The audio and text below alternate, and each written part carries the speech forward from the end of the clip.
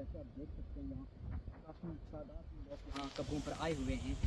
تو الحمدللہ حالانکہ یہ غیر مسلموں کا ملک ہے لیکن اس کے باوجود لوگ یہاں قبروں پر آتے ہیں جمعے کے دن خاص طور پر. اور پھر ہفتے کے جب بھی آپ آئیں ہفتے میں جو بھی دن ہو آپ دیکھیں کہ لوگ قبروں پر حاضر ہوتے ہیں. لیکن پاکستان میں ہم جب جاتے ہیں ہم دیکھتے ہیں کہ لوگ وہاں قبروں پر نہیں آتے اور قبریں بالکل وہاں ویران ہوتی ہیں, ڈیزرٹڈ ہوتی ہیں. تو یہ مجتہد ہمیں علم کا آپ کے لیے پیغام ہے, ہمارے ساتھیوں کا پیغام ہے کہ جس طرح یہاں لوگ قبروں پر حاضری دیتے ہیں آپ بھی دیں. جو آپ کے رشتہ دار ہیں, آپ کے والد صاحب, یہ نہ سمجھیں کہ وہ ابھی قبر میں چلے گئے ہیں اور وہ آپ کو سن نہیں سکتے. نہیں, وہ آپ کو سنتے بھی ہیں. آپ جب حالانکہ یہاں تک کہ حدیثوں میں آتا ہے کہ جب آپ قبرستان میں حاضر ہوتے ہیں وہ آپ کی قدموں کی آواز کو سنتے ہیں, وہ آپ کو پہچانتے ہیں. تو یہ نہ سوچیں وہاں مٹی پڑی ہوئی ہے یا وہ خاک ہو چکے ہیں, العیاذ باللہ, ایسا نہیں, وہ آپ کو جانتے ہیں. تو اس لیے یہ معمول ہونا چاہیے کم از کم ہفتے میں ایک دن آپ مقرر کریں کہ آپ قبرستان میں حاضر ہوں گے. تو پھر وہ منتظر ہوتے ہیں. حدیثوں میں ہے, مشکات کی حدیث میں ہے, حضور نے فرمایا جب بندہ کا انتقال ہوتا ہے تو جب وہ ڈوب رہا ہوتا ہے, اس وقت وہ ڈوب رہا ہوتا ہے اور وہ انتظار کر رہا ہوتا ہے کہ اس کو کوئی بچائے. پھر حضور نے کچھ لوگوں کا ذکر کیا, وہ اپنے والدہ کا منتظر ہوتا ہے, اپنے دوست کا اور اپنے بیٹے کا. ان لوگوں کا وہ منتظر ہوتا ہے کہ وہ آئیں میرے لیے استغفار کریں, میرے لیے ایصال ثواب کریں. تو یہ بیٹوں کے لیے, اور اس سے یہ ثابت ہوتا ہے کہ میت سے جتنا آپ کا تعلق قریبی ہے اتنا زیادہ آپ کا حق ہے کہ آپ ان کے لیے آ کر استغفار کریں, ایصال ثواب کریں. اور حضور نے فرمایا جس طرح آپ ایک دوسرے کو دنیا میں تحائف دیتے تھے, تحفے دیتے تھے, یہ نہ سوچے کہ اب میرے والد صاحب یا والدہ صاحبہ یا چاچے کا انتقال ہو گیا, میں اب ان کو تحفے اور تحائف نہیں دے سکتا. حضور نے فرمایا ہرگز ایسا نہیں. جس طرح آپ دنیا میں تحفے دیتے تھے موت کے بعد بھی آپ تحفے دے سکتے ہیں. حضور نے فرمایا کہ جو زندہ لوگ ہیں اور میت کے لیے سب سے بڑا جو اچھا تحفہ وہ جو دے سکتے ہیں اس کو, وہ اس کے لیے استغفار کرنا ہے, میت کے لیے استغفار کرنا, یہ سب سے بڑا تحفہ ہے. تو یہ ہمارا معمول ہونا چاہیے, ان کے لیے استغفار کریں. اور پھر جمعے کے دن حضور نے فرمایا جو بچہ اپنے والدین کی قبر پر, باپ اور والدہ یا اگر ایک میں سے ایک کا انتقال ہو گیا اس کی قبر پر ہر ہفتے وہ حاضر ہوتا ہے, جمعے کے دن حاضر ہوتا ہے, تو بس آنے سے اللہ جل وعلا اس بندے کے گناہوں کو معاف فرما دیتا ہے. دیکھیں ابھی اس نے کچھ پڑھا نہیں, میں اس لیے ہم کہتے ہیں جو والدین کا جو سایہ ہوتا ہے یہ ایک عظیم سایہ ہوتا ہے. اور یہ نہ سوچیں کہ یہ زندگی تک محدود ہے, نہیں, جب آپ کے والد صاحب یا والدہ کا انتقال ہو جائے تب بھی آپ ان سے مستفیض ہو سکتے ہیں, تب بھی آپ ان سے فائدہ لے سکتے ہیں کہ آپ ان کی قبر پر جا رہے ہیں. ابھی آپ نے پڑھا کچھ نہیں, مسند فردوس کی حدیث ہے, میں آپ کو پیش کر رہا ہوں, ابھی آپ نے پڑھا کچھ نہیں, بس آپ گئے ہیں اور آپ کی مغفرت ہو گئی. پھر حضور نے فرمایا جب آپ ان کے لیے سورہ یاسین کی تلاوت جمعے کے دن آ کر کرتے ہیں قبرستان میں, تو پھر حضور نے فرمایا اللہ جل وعلا آپ کے لیے رحمت کے دروازے کھول دیتا ہے. تو یہ ہوتا ہے جا کر پڑھنا. اب ہم کیا پڑھیں, لوگ پوچھتے ہیں ہم کس طرح ایصال ثواب کریں.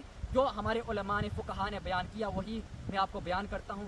پہلے جب آپ قبرستان میں داخل ہوں یہ عقیدہ ہو کہ وہ آپ کو پہچان رہے ہیں, وہ آپ کو سن رہے ہیں, وہ آپ کو دیکھ رہے ہیں. پھر آپ کہیں السلام علیکم یا اہل القبور یغفر اللہ لنا ولکم انتم سلفنا ونحن بالعصر, کہ اے قبر والوں آپ پر سلامتی ہو, سلام ہو, اللہ جل وعلا آپ کو بھی معاف فرمائے, اللہ ہمیں بھی معاف فرمائے, اور آپ ہم سے پہلے چلے گئے ہیں لیکن ان قریب انشاءاللہ ہم بھی آپ کے پیچھے آنے والے ہیں, یعنی ہم بھی قبر میں جانے والے ہیں. یہ دعا ہمیں سبق دے رہی ہے کہ جس طرح یہ اس دنیا سے چلے گئے ہیں ہمیں بھی جاننا ہے. یہ نہ سوچیں کہ آپ ہمیشہ یہاں رہیں گے, سدا نہ ریسن شاہاں خریاں, سدا نہ ریسی پھول حسن دا, سدا نہ دولت دنیا دی. اور یہ حقیقت ہے کہ یہ چیزیں فانی ہیں اور حقیقت موت ہے, لیکن یہ موت یا آخر نہیں. حضرت علامہ اقبال فرماتے ہیں موت کو سمجھتے ہیں غافل, اختتام زندگی ہے یہ شام زندگی, صبح دوام زندگی. یہ تو زندگی کا ابتدا ہے, آغاز ہے, یہ تو نئی زندگی کی صبح ہے, ابتدا ہے, آغاز ہے. اس لیے جب آپ آئے دعا کریں, یہ دعا ان کو پیش کریں, اور پھر اس کے بعد آپ کیا کریں, اس کے بعد آپ قبر میں آئیں اور پھر قرآن کی تلاوت شروع کر دیں. میں آپ کو کہتا ہوں ہمارے علماء لکھتے ہیں, حدیثوں میں آتا ہے کہ جب آپ اپنے رشتہ داروں کی قبر پر جاتے ہیں تو جب آپ وہاں پھول رکھتے ہیں تو جب تک وہ پھول تر رہتے ہیں وہ مرحوم میت کے لیے استغفار کرتے رہتے ہیں, اور میت مرحوم اس سے فائدہ لیتا ہے اور پھر اس سے تسکین حاصل کرتا ہے. ان پھولوں کی استغفار سے وہ سکون حاصل کرتا ہے, اور جو اس کی قبر کا جو عذاب ہوتا ہے اس سے وہ چھٹکارا پاتا ہے. تو میں آپ سے پوچھنا چاہتا ہوں اگر पत्थों और फूलों की इस्तिग़फ़ार से मैयत मरहूम को इतना फ़ायदा मिलता है जब उसका लख्त जिगर, जब उसका बेटा, जब उसका साहिबजादा या जब उसकी साहिबजादी बेटी या जब उसकी ज़ौजा, जब उसके रिश्तेदार आकर उसकी कब्र के पास बैठते हैं और कुरान पढ़ते हैं, फिर उसको उस वक्त कितनी तस्कीन मिलती होती है, उसको उस वक्त कितना यानी सुकून मिल रहा होता है जब उस अब देखता है कि मेरा बेटा आ रहा है, मेरी बेटी आ रही है और मेरे कब्र के पास आकर कुरान पढ़ते हैं। और फिर मैं आपसे पूछता हूँ, क्या इस्तिग़फ़ार अफजल है या कुरान पढ़ना अफजल है?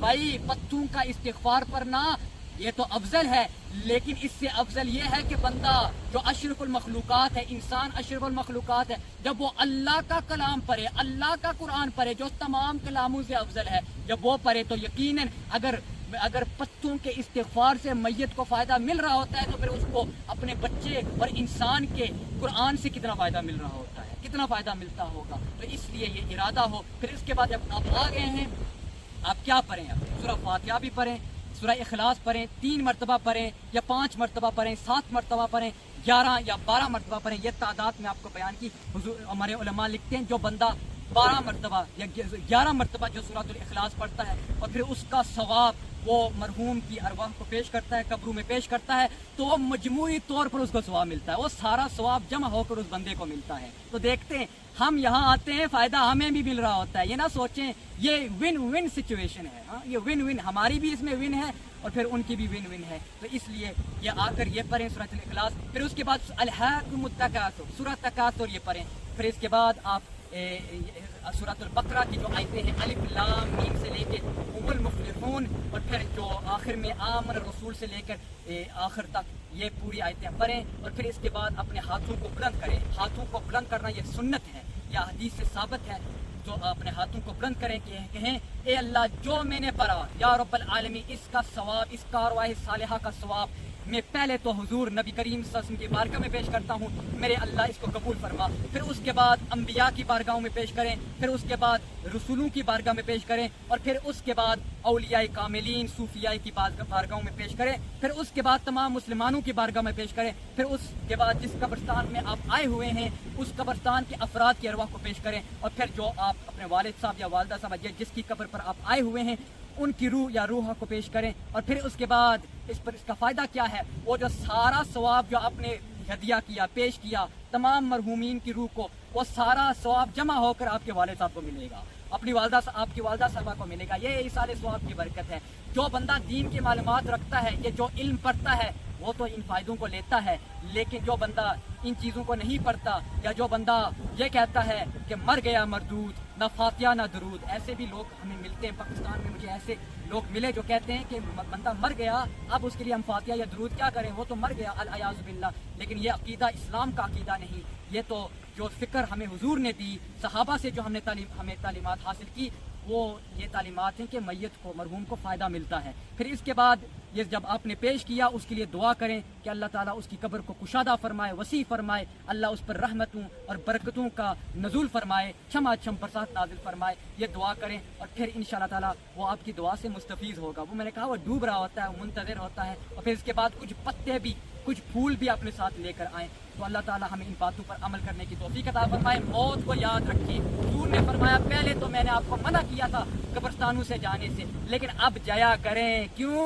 क्योंकि ये मौत को याद दिलाती है, ये उस मौत को याद दिलाती है जो मौत आपके पास भी आनी है, मेरे पास भी आने ही है, सबके पास ये मौत आनी है। संग दे साथी लद्दी जांदे ते असां भी साथ लदाना, हथ न आवे फिर मोहम्मद जाए वक्त बहाना। और फिर दानिशमंदा दा कमी सुनो, दानिशमंदो सुनो तमामी, अर्ज करेंदा फकीर दानिशमंदा दा कमी, दुनिया ते दिल लाना, इस बोटी लक खावंद कीते, जो कीता सो खाना, इस छड्डी ये बच्चे खाए, सौ सगर से आना, ऐसी डाए नाल मोहम्मद कहूँ अकर निभाना। ये दुनिया एक ऐसी एक बला है जो बंदे को खा जाती है। जिस बंदे ने इसको अपना बनाया, शादी की इसके साथ, इसको अपना हर चीज़ दिया, आखिर इस दुनिया ने उस बंदे को खा लिया। इसलिए अल्लाह से वाबस्ता रहें, हुजूर से वाबस्ता रहें और फिर इसाले सवाब का इहतमाम करते रहें। चूँकि جیسے کروگے ویسے بھروگے۔ اگر آپ کو بندے کے لیے اصال ثواب کریں گے تو یقیناً اللہ ایسے بندے بھی پیدا کرے گا، بھیجے گا